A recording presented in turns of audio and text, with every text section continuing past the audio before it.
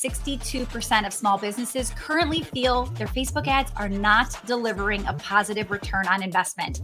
Ads are going to dramatically accelerate the number of people that you can get in front of. There is this opportunity to go to the next level in terms of just much better copy, much better creative stuff that is incredibly unique, that can't look and sound like everybody else's ad. For every dollar you put in, how many dollars do you make back?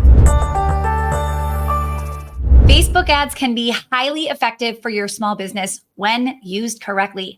They allow for precise audience targeting, cost-effective budgeting, measurable results, which are crucial for your marketing strategies. However, success varies, and approximately 62% of small businesses currently feel their Facebook ads are not delivering a positive return on investment.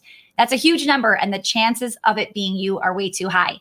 So in today's episode, we're going to talk about how to make sure you're in the small percentage who actually is using it and getting a positive return on investment.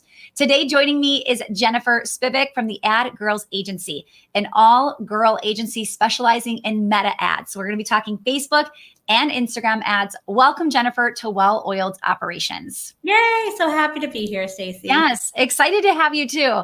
So first off, one of the questions I get often is who should be running ads? When do we qualify to step into, maybe we've graduated from organic free traffic. Yeah. Time for us to start paid. What do you think? There's a lot of different schools of thought around this, and I may be biased because I am so pro ads. I mean, obviously I run ads and I've also used them to grow my own business. There is this conversation that you want to be at a certain level before you go into ads. And I understand where that really comes from is around risk tolerance, right? Mm-hmm. I mean, if you are going to invest money into ads that could mean you can't pay your bills, yes, you are. Don't do ads. You are, in fact, too early, right? Obviously we want to make sure we're always making, good, educated, and safe business decisions with any of our investments. But where I can see that thought of waiting until you're at a certain level being, I was going to say broken, but limiting, right? The truth is that if you are clear on your offer and you are clear on what you want people to do when they see your ads and you have some semblance of something that is already working, ads are going to dramatically accelerate the number of people that you can get in front of, the amount of data that you can get on how well things are working and how people are responding to your messaging, and just overall create a much faster and easier path in many cases to growth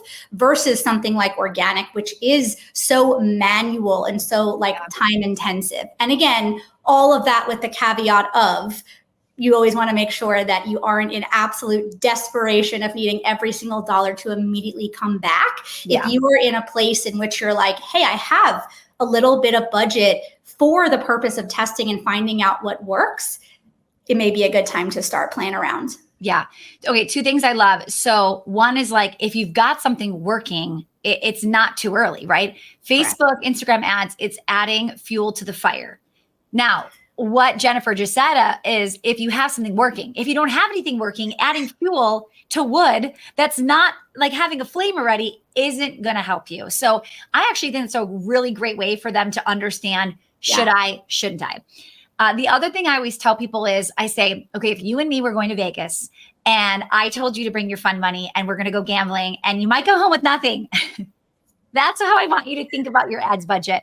You might come home with nothing and you have to make sure you can pay rent and get your food and all the other things. And I think that's exactly what you're saying, right? If you've got some money to test, let's go try it because this could be huge. But at the same time, if you don't have the capacity to test and you need that money, slow down. We've got to figure out something else first. Yeah, for sure. And again, always that, responsibility over yourself first and foremost. But the interesting thing is that the other side of the coin of waiting until you're in this sort of perfect scenario, that can also have some challenges because exactly what is working organically may not fully translate to paid. So I've also encountered people who said, I spent all of this time absolutely perfecting everything. And then I spent all this time building this perfect ad funnel. And now I am at this magical place of being ready. And then when we actually turn ads on and start testing, we find, we always find there's some tweaks and adjustments. Data is going to show that we thought this part of the funnel was working or this messaging was going to work and it's not quite landing. And so I would also offer to be mindful of waiting too long. Again, not only because you can be delaying that growth, but also because there is going to be a shift in a transition period, no matter how far along you are. Even 8-figure businesses that we work with, there's still a transition. They have all of this data, they have clear messaging, great offers, and stepping into paid is going to have things look just a little bit different than probably what you've seen work organically. Yeah. Why is that? Like, to me, logically, it's like, I think, okay, this is crushing over here. Let's just get in front of more people and it's just going to blow up. And then you're right. Sometimes it doesn't. Yeah. Why is that? What is missing, or what have you noticed? Yeah. So I think a little bit comes down to, the truth is we're never going to know exactly for sure every single touch point that your organic warm audience has had before they are responding to that thing that's working so well, right? Like we just don't know. Attribution and tracking isn't yet that advanced that it lets us see, oh, this person discovered me 4 years ago and they've been reading every other email and then they watched me on YouTube. And so without that context, exactly mirroring that with paid can be challenging. Now, we want to look at the information that we have, try to mirror some of those experiences, but we'll just never know. And so that's really the difference, right? People that are in your organic audience have likely had some touch point, or it was even a referral from someone that they know, right? That's going to carry so much more weight than, oh, here is a stranger appearing in my feed.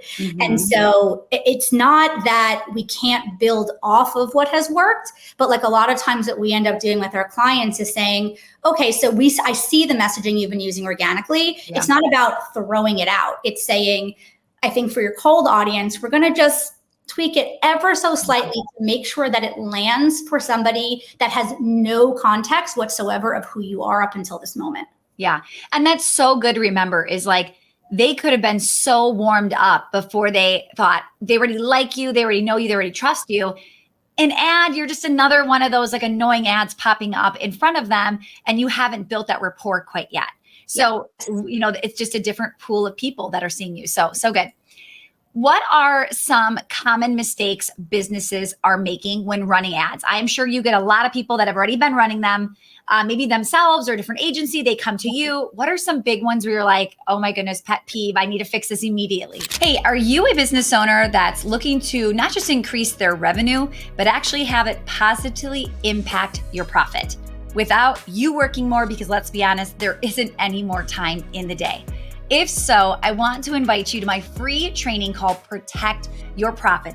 I'm going to be breaking down our 3-part well-oiled operations framework. We're going to be going over the plan, the people, and the process. This training is completely free. We've already had over 100,000 small business owners join us, as this is one of our most popular trainings in You're in Luck, because we've got another one coming up very soon and it will be live. The strategy I'll share in this training is how we landed on the Inc. 5000 fastest growing companies in America list the last 2 years in a row. And I'll show you how to create a winning team of revenue generators, people that actually make you money, not cost you money, even if you don't think you can afford it. Go to welloiledclass.com and get registered for free. You'll walk away from this session with strategies you can actually implement and apply immediately, as well as I'll be gifting my 16-page hiring handbook, how to recruit, hire, and train top-tier talent. So come hang out with me and a few other 100 small business owners who are all looking to scale their business while scaling back their time. So get signed up for free at welloiledclass.com or click the link in the show notes, and I will see you there. I honestly feel like the biggest one always comes down to ads that are like kind of basic. It's like the best way I know how to describe it, right? Yeah. The most common frustration that people are talking about, maybe always, because, saying ads are expensive, it's going to be relative based on the year. But I think especially the last 1 to 2 years, people are like, I'm priced out of ads. Used to be cheaper. It's too expensive now. So that again is like the big complaint of our time. Yeah. And like the truth is, let's like just strip everything else away for 1 second. a large part of what contributes to your ad costs are how well your ads perform, right? If you have a good ad with a high click-through rate, even if the cost to run ads on the platform is higher, you can combat that by having a really good ad that has a better than average click-through rate.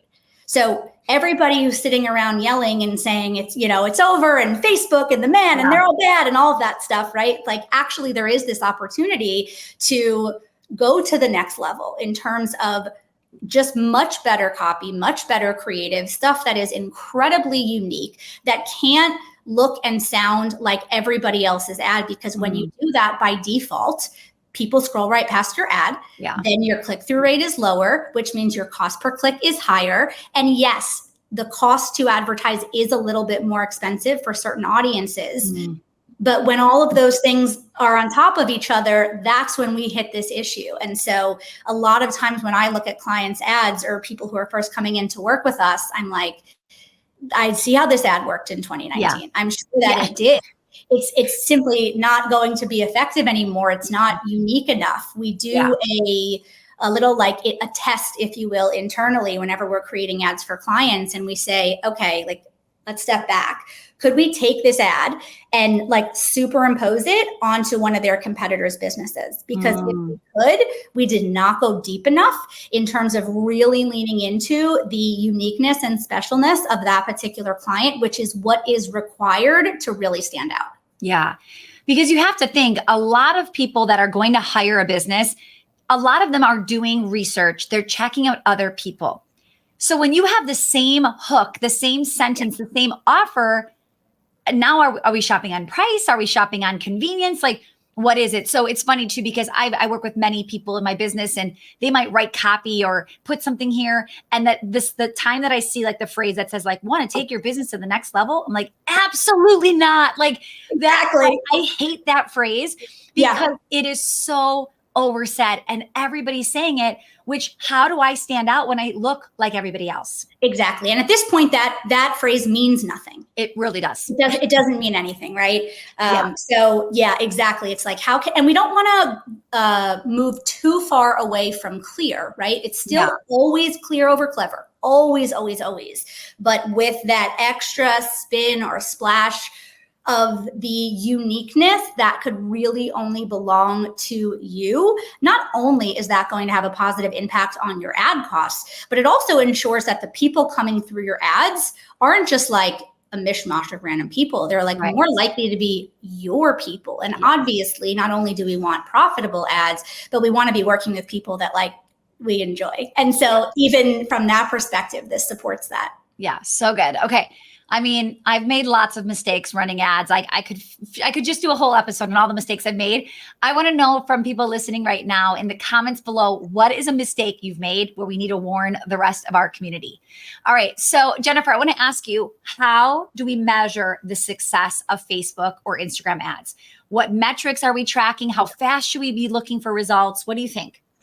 There's so many ways that I could answer this question. And a lot of it, by the way, is going to have to do with your budget. Okay. But look, at the end of the day, the only thing, of course, that could ever matter is your return on ad spend. For every dollar you put in, how many dollars do you make back? There's a million different metrics that Facebook will throw at you. There's even, notifications that Facebook will send you and say, hey, you're doing so good. You got cheaper clicks than anybody else in this audience. And like, that could be true and you're still not making any profit. Yeah. So like that in and of itself is irrelevant. Now, obviously, if you want to get an early indication of how well your ads are performing, there are things in the platform, as we would say, that you can look at. I would primarily say your click-through rate. Like I was just talking about with the messaging, we want that to be at least 1%. And honestly, with the costs on the platform rising a little bit, 1.5 to 2% is where I think most businesses should be shooting for. Now, whether or not you'll get there, it's going to depend on how good the ads you create are going to be. But shooting for that is what, again, is going to help you combat those costs. And again, that is the measure of like how good is your ad and how well does it match your audience. So that's a very early indicator. You can see that within a few hours to a few days of launching ads of like, okay, how well am I doing? Because depending on what you're selling and what your buyer journey looks like, you may not expect to get that financial return immediately, but you want to have those early indicators. Otherwise, you're just sitting there crossing your fingers and thinking, I think at the end of this, somebody might buy something. So obviously looking at those things early tells you if your ads are on the right track. But again, at the end of the day, you could have all of those things off. The ads that I run for the agency to bring in clients, obviously we're, selling a high ticket, high touch service. So it's different from someone who's selling, a $99 product. I'll often spend $11, $12, $13 per click, which is bad by all accounts, but I often have around a 20 times return on ad spend when it comes to the contracts that we sign as a result of the ads that we are running. So it's like, yes, you want to look at those on platform stats to get an early indication of if you're on the right track, and all of those things could be totally off. They could be bad, and you could still have a profitable campaign. So I would say it's almost less about what are the right numbers and what are the things you should be looking at. And it's more about knowing the mechanics and the math of your business. What is the baseline rate of return that you need to be truly profitable? If you are selling a product, you can't usually have a 2 times return and be profitable because you have your cost of goods. Right. If you're selling a service and you have a certain margin, right, you need to really understand what is your specific sort of baseline for actually creating profitability. Yeah, so good. So ROAS is like the common phrase you're going to hear. Jennifer was kind and she spelled it out for you. So you know exactly what we're talking about.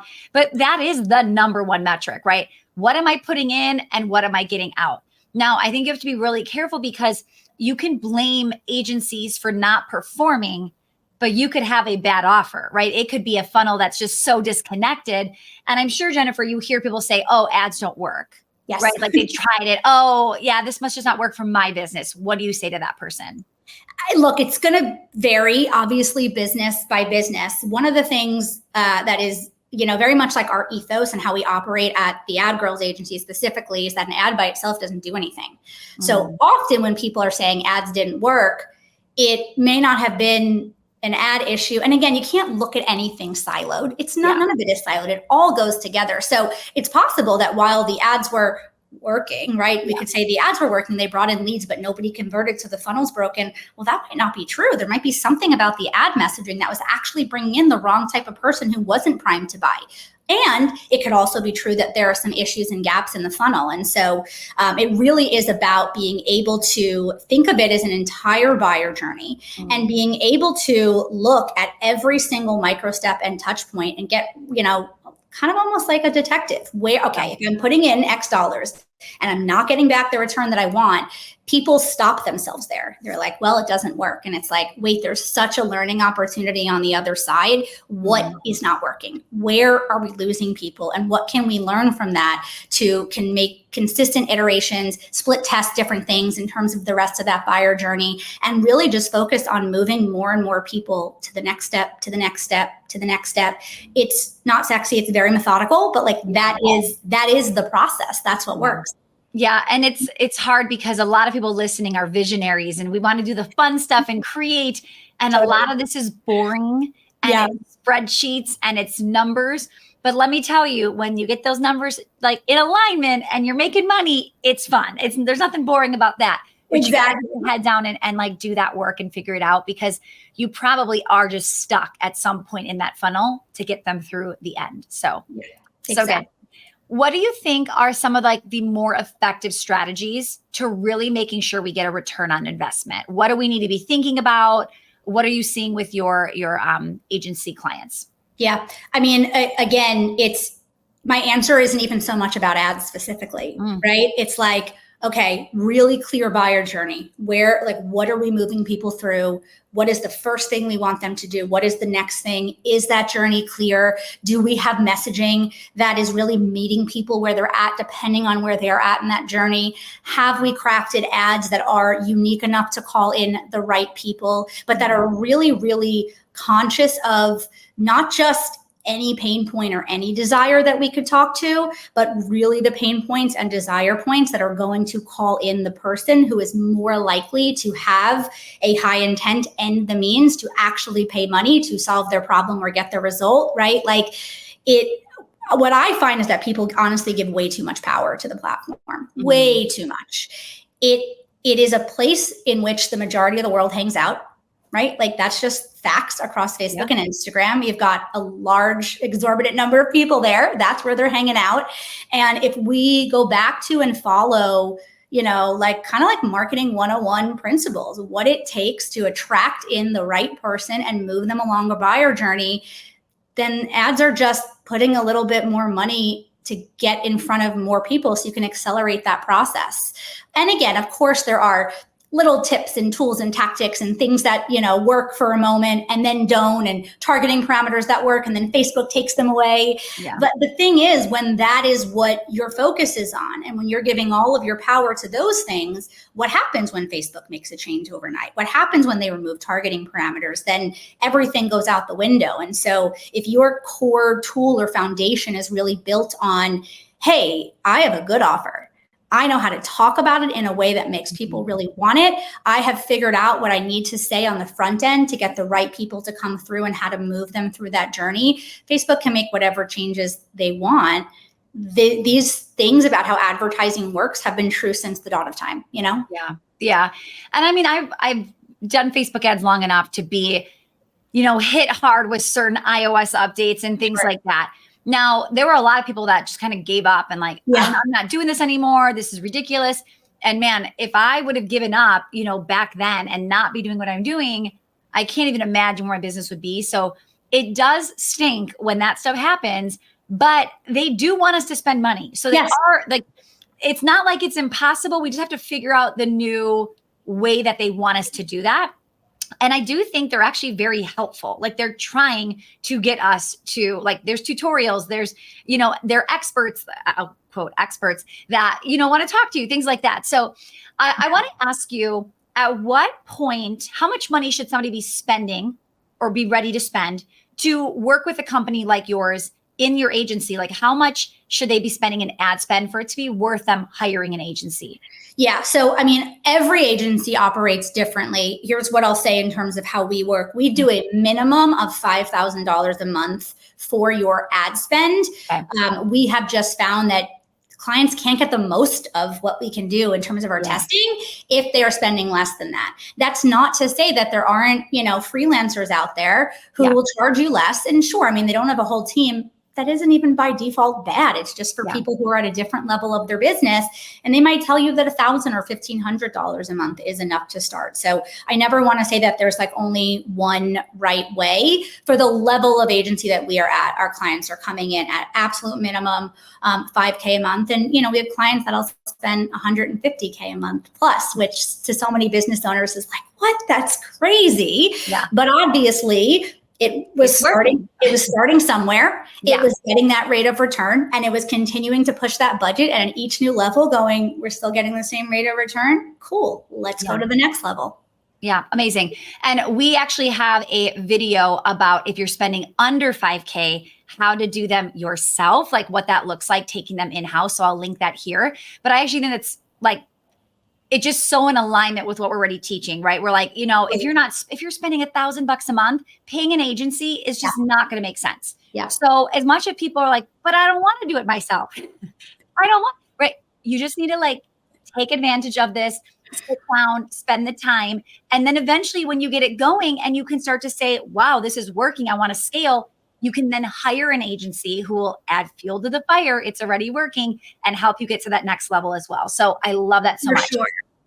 Yeah. And it's also the other thing, that I was going to add is, I talk about it of like Facebook ads agencies being like the gold rush of like 2018. So there's a lot of people out there who like very recently became Facebook advertising agencies. We've been doing this for over a decade. Yeah. And so even in the learning just enough to know that when you hire, you are making the right decision, that things are being managed properly. Like some of our best clients come in and they're like, look, I'm not an expert, but I know enough to be dangerous. And I'm like, perfect. Yeah. Great. And that is just a way for you as the business owner to protect yourself and make sure that when you are ready to make those investments in bringing on an agency, that you're not just like handing everything over and praying, that you actually can like, again, know enough to be dangerous to see that things are being handled properly. Yeah. And that was one of my biggest mistakes is I was like, I'm just going to outsource this. And I immediately just hired somebody, but I didn't have, like you said, the customer journey dialed in. Yeah. So no matter how good that agency was, they Yeah. couldn't get me results because I wasn't set up to get results. So I do think it is the business owner's responsibility to, like you said, get the customer journey honed in to make sure you know how to speak about that product and get it sold. Yep. Once that's dialed in, this next part becomes a whole lot easier. Absolutely. Okay, I want to ask you, how do we stay up to date with all these changes? What's coming? Like, where do we just like stalk people like you? What do we do? How do we figure out what we need to know? Because it feels like something's always changing. Yeah, I mean, stalk people like me, I think is a good starting point. I actually, when it comes to like the changes, I mean, maybe this isn't surprising, but actually just Meta themselves are the best source of the things that are going on in terms of like logistical changes. Often too, like a lot of times, truthfully, I find out about changes because I'm in an ad account and I'm like, hadn't seen that before. Yeah. So I guess that's a new thing that we now have. And it's super fun because Meta will roll out their changes, not all at once in like buckets. So we'll have, 40 clients and each one of them has a totally different interface because it just depends on what update they're all in the middle of. So there are a couple different ways to sort of keep your finger on the pulse with that. But again, I always stress it's less about the platform. It's less about, any of the super specific changes that Facebook is coming out with. When you put your energy and your focus and your intention on good offer, good marketing, you can't go wrong. Yeah. So you just brought up, you're seeing all these changes because you work with so many people. It's crazy. That is probably a very big perk to using an agency because you may not know about that update. And Jennifer's been working on somebody's account that has that update for a while now. So that's something to consider too. For sure. And I mean, one of our biggest clients, who's about to spend $750,000 over a tiny window, that also, right, working with some of those large clients gives us, just such a view into at scale across the board, what is working. And so it's very cool to be able to see things at that level and then say, okay, now we've got this other client who's smaller, but how can we translate, some of those learnings? Yeah. Yeah. That's a good thing for people to hear too, is like when you're interviewing and checking out with agencies, how big is your biggest client? What does that look like? Yeah. Some people just started Facebook ads a year ago and they've been working with a couple people and you're the guinea pig. We don't want to be hiring somebody where you're the guinea pig and they're testing it out on you. We want to know they've already been doing this for a while with many other people and it's just rinse and repeat. It's going to get you much better results for sure. Yep. All right. I want to ask you, what role does creative content play? I know we've talked a little bit about like being more unique, but really want to make sure people understand like how important the creative actually is. Yeah. I mean, like my answer to your question is like everything. It plays the role of everything. It is everything. And from two angles, really, what we've been talking about, right? Which is, well, if the biggest complaint that people are having, their biggest roadblock is ads are too expensive. Cool. There's actually a way we can solve for that by making creative that is that much better, that is that much more scroll stopping, and it can keep our ad costs down. But the other change that has happened has been a pretty big shift since the iOS 14 updates that you were talking about from a couple years ago. Fun fact, I'll never forget, it was specifically released on my birthday, which was super fun, running a Facebook advertising agency and being on vacation for your birthday and like everything just burning for a second. Yeah, right. Remember that day forever. But one of the shifts that has occurred in just how, data gets passed with Apple changing all of their policies is that the targeting in Facebook, it's just different, right? It doesn't work the same way that it used to, in that sometimes the very specific layered targeting parameters to build the perfect audience, like that is an old strategy from, 2018, 2019, 2020. Now what tends to be not only more cost effective, but actually just like better at finding the right people is going with broader targeting and then letting your messaging and your creative actually do the targeting for you, if you will. And part of that is just logistically, you cast a wide net, you have an ad that so very clearly speaks to a person like this, but not all these other people. That person's going to be the one to come through. And the more that that person is the one that comes through, the more that the algorithm is like, oh, so that's the right person. Let's go find more of those people.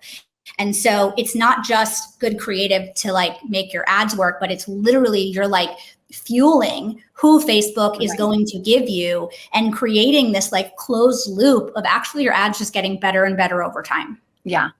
Yeah. And I think too, that this just sounds like there's just so much, right? There's such an important thing. There's so much to do. But when you understand that this is going to be a source of additional revenue, right? New clients, new people seeing you for the first time, you really understand how important it is and how it definitely should be something a CEO is paying attention to. Absolutely. So, yeah. I was one of those people that was like, oh, I'm not going to do this. I'm not going to be interested. Like, and then we'll do it to somebody else. And then when it wasn't working and I wasn't getting those results and I started to dig in, and then all of a sudden I started to understand and things started to take off. It's like, oh, wow, this was actually pretty important and not something I should be pushing off. So I want to just seed that a little bit there too. All right. My last question for you. How do you approach budgeting? So I know you said like $5,000 a month is what you typically work with, but like when somebody comes in, what do you tell them? Where do we start? What does that look like for ad campaigns? Yeah. I mean, usually what I tell people who are starting with us is, look, your starting budget, it's a little bit arbitrary. Like it's just the truth. Until we have data specifically for your funnel, it's all kind of just projection. So even clients who come in and say, you know, I want to be spending 20K, 30K, 40K, we may still decide to start out at 5 or 10 or 15 or something, because at the end of the day, why not conserve some of the budget that you have for when you already have things working? And then of course, there's the other side of that coin where if your testing budget is too small, it's hard to get anywhere. Hence that 5K for us just being that sweet spot. So whether you're with an agency or not, I mean, the truth is pick a number and start. What I would say is that, you know, I wouldn't necessarily recommend going lower than like, I don't know, let's say if you're really just totally DIYing, I wouldn't spend less than like $30 to $50 a day per audience that you're testing. So like bare minimum, you're DIYing. I would launch 2 to 3 audiences at a time. I would spend $30 to $50 a day on each one of those. And I would have no more than 3 active ads at a time going to each of those audiences. But whether it's just that, or you're doing that times 10, or you're starting out with, you know, $1,000 a day per audience, it's just a starting point. You need to be set up to collect data as quickly as possible and understand what's happening, because no matter how much you're putting in, once you know the mechanics of every time I put in $1, I get this many dollars back, you turn up the dial. Yeah. So good. Oh my goodness. Okay. If you're learning a thing or two about meta ads right now, make sure to hit the like button and subscribe to our channel. Jennifer, I would love to know if somebody is really loving this episode, they're loving what you have to say, and they're wondering maybe if the Ad Girls agency is for them. Who do you typically work with, and where can they find more details about you and the agency? Yes. So we always sort of say like our niche is female-owned online brands. Obviously, we are the Ad Girls. We are an all-female team. Not that we won't work with awesome men as well, but of course, most of our clients are women doing really amazing things in the world. Again, you know, they're prepared to spend at least $5,000 a month, if not much more, on their ad spend budget. Specifically, we have a lot of clients who are coaches, course creators, as well as some physical product clients, a couple of local. So we're kind of all over the place. It's just women doing really cool stuff.